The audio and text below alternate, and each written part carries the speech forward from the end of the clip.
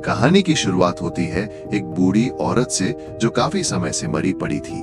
वो अकेली रहती थी। कोई बच्चे या रिश्तेदार भी नहीं थे जो उससे बात करना चाहे। उसकी एक बिल्ली है जो हर रोज उसे चाटती थी, मानो उठाना चाहती हो। उसके फोन पर कंपनी वालों का कॉल आ रहा था जो शायद उसे कोई बिल भरने को कह रहे होंगे। अब हम एक बैंक का सीन देखते हैं जहां पर सैम नाम के एक आदमी को फेयरवेल पार्टी दी जा रही थी। वहीं बैंक के ऑफिस में पीट नाम का एक लड़का अपने सीनियर का काम कर रहा था, क्योंकि उसके सीनियर को नए एआई सिस्टम्स के साथ काम करने में दिक्कत होती थी। ये बात पीट किसी को बताए ना, इसलिए टॉम नाम का वो सीनियर उसे पैसे भी देता था। पीट कहता है कि पुराने लोगों के लिए इस सिस्टम को समझना थोड़ा मुश्किल तो है। उधर सैम बैंक के मेन मैनेजर वुड से बात कर रहा था। वो इमोशनल होकर कहने लगा कि तुम लोग ये कंप्यूटर ढंग से ना चला पाने की वजह से मुझे निकाल रहे हो ना। मैं पता है कि इतनी पहले से काम कर रहा हूं इस बैंक में। वो मैनेजर से रिक्वेस्ट करता है कि मैं नया एआई सिस्टम सीख लूंगा, लेकिन मुझे निकालो मत। इस उम्र में मैं अपना और अपने परिवार का खर्च कैसे चलाऊंगा? लेकिन मैनेजर वुड ने सीधे तौर पर कह दिया कि मैं कुछ नहीं कर सकता, तुम काम ही इतना धीरे करते हो। इस पर सैम ने गुस्से में एक बैग उठाकर बैंक की एलईडी पर दे मारा। फिर वो जाने से पहले टॉम को समझाने लगा कि मेरी तरह तुझे भी निकाल देंगे, इस सिस्टम को सीख ले जल्दी से। टॉम का एक छोटा सा परिवार है जहां वो अपनी बीवी और बेटी के साथ बहुत खुश है। उनकी बेटी स्नो बहुत मुद्दतों के बाद हुई थी, इसी वजह से टॉम की बीवी स्नो से कुछ ज्यादा ही प्यार करती थी।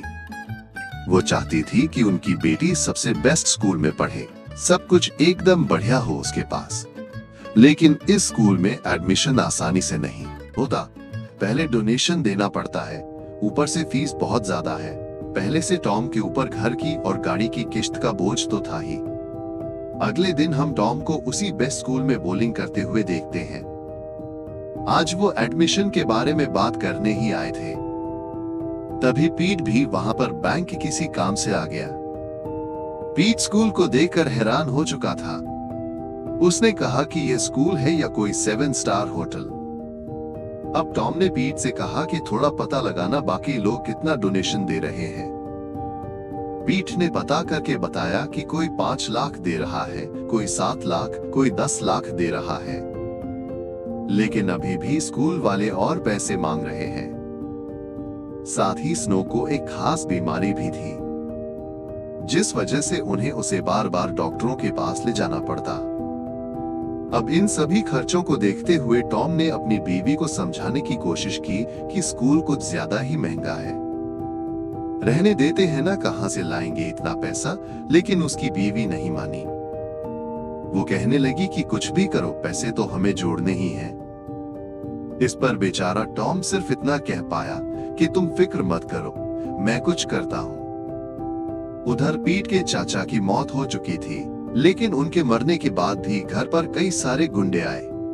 उसके चाचा ने कई लोगों से उधार लिया था और अब उसका कजिन जो कि पीट के काफी करीब था, पूछने लगा कि भाई क्या करें। वो बात कर ही रहे थे कि तभी दूसरी गैंग वहां वसूली के लिए आ गई। लेकिन पीट ने बड़ी चालाकी से उन्हें पहले वाली गैंग के खिलाफ भड़का दिया कि सारा अच्छा सामान तो ये लोग लेकर जा रहे हैं। इसके बाद वहां जबरदस्त लड़ाई शुरू हो गई। खैर, गुंडों के जाने के बाद पीट का कजन बहुत दुखी था, क्योंकि ये पूरा कर्जा अब उसके सर पर आ पड़ा था। पीट ने कहा कि चिंता मत कर भाई, मैं कल बैंक में चेक करूंगा, हो सकता है चाचा का कोई अकाउंट हो, बैंक में पैसे पड़े हो। अगले दिन पीट बैंक गया। उसे पूरा यकीन था कि चाचा के अकाउंट में पैसे पड़े होंगे, लेकिन जब उसने बैलेंस चेक किया तो अकाउंट खाली था, एक भी रुपया नहीं। सर्च करते करते उसे एक दूसरा अकाउंट मिला, उसी बूढ़ी औरत का अकाउंट जिसमें पूरे 3 करोड़ थाई बांट पड़े थे, यानी करीब 9 करोड़ रुपए। मगर वो अकाउंट एक्टिव नहीं था। पिछले 2 साल से उसमें एक भी ट्रांजैक्शन नहीं हुई थी। यहीं से पीट के दिमाग में एक खतरनाक आइडिया आया। उस रात जब टॉम अपना काम खत्म करके घर जाने वाला था, तभी उसका बॉस वुड वहां आया।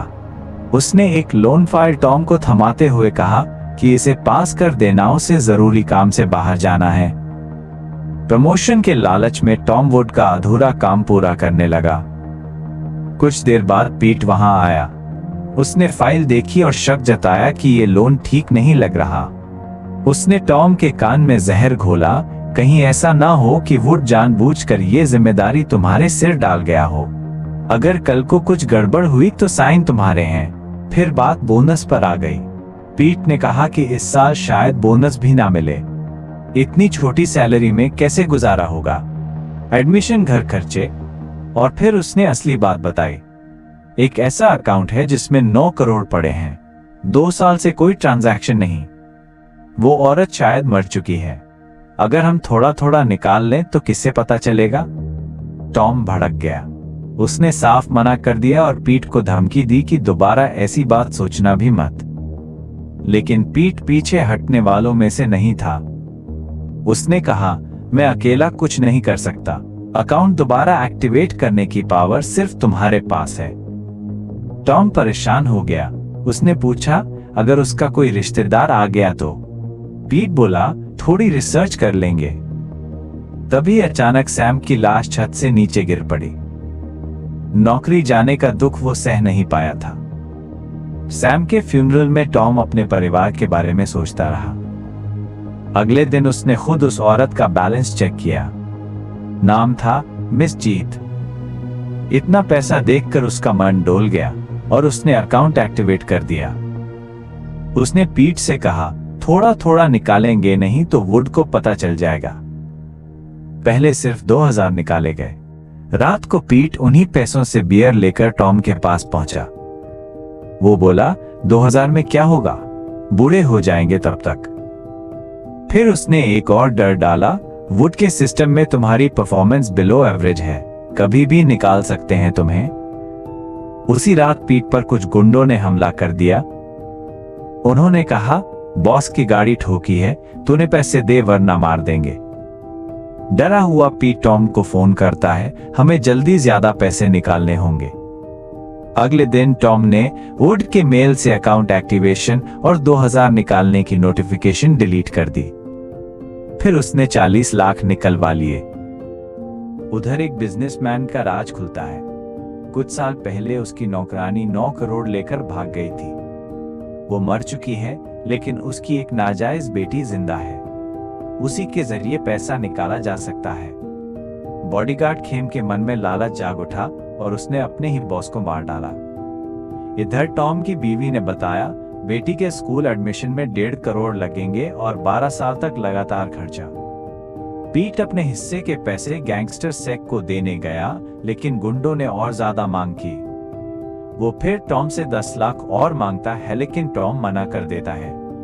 अब टॉम ने एक नया प्लान बनाया। उसने एक गरीब लड़की के नाम पर अकाउंट खुलवाया, बंदूक दिखाकर धमकाया और मिस जीत के अकाउंट से पैसे उस लड़की के अकाउंट में ट्रांसफर कर दिए ताकि कोई लिंक ना मिले। उधर खेम मिस जीत की बेटी वोडका तक पहुंच गया। वोडका ने कहा, मुझे अपनी मां से कोई लेना देना नहीं। लेकिन हालात बिगड़ते गए। जिस लड़की के अकाउंट में टॉम ने पैसे डाले थे, उसने सारे पैसे निकाल लिए। टॉम गुस्से में उसे ढूंढने गया, पर उसके दोस्त ने टॉम को ही सबक सिखा दिया। अब टॉम को पता चला कि पीट ने भी 40 लाख निकाल लिए हैं। गुस्से में उसने बाकी सारा पैसा खुद निकाल लिया। वुड को खबर लग गई। उसने टॉम को पकड़ा और कहा, या तो पैसे यहीं छोड़ दो या जेल जाओ। टॉम पैसे छोड़कर चला गया, लेकिन उसने देखा वुड खुद वो पैसे घर ले जा रहा है। फिर सब एक दूसरे के जाल में फंस गए। सिख खेम टॉम पीट। गोलियां चली, धोखे हुए, आग लगी, पीट मारा गया, सिख जल गया, खेम भी गोलियों से भून दिया गया। आखिर में पैसा फिर टॉम के हाथ लगा। उसने कुछ वोडका को देने की कोशिश की, लेकिन उसने मना कर दिया। टॉम ने पैसे अपनी बीवी के एक अनजान अकाउंट में डलवाए और खुद पुलिस के सामने सरेंडर कर दिया। उसने सारा इल्जाम पीट और वुड पर डाल दिया। सोचा कुछ दिन में छूट जाऊंगा, लेकिन जेल के अंदर सिख के बचे हुए आदमी ने उसे मार डाला। तो अब सवाल आपसे, क्या ये हैप्पी एंडिंग थी या सैड? अगर आप टॉम की जगह होते तो क्या करते?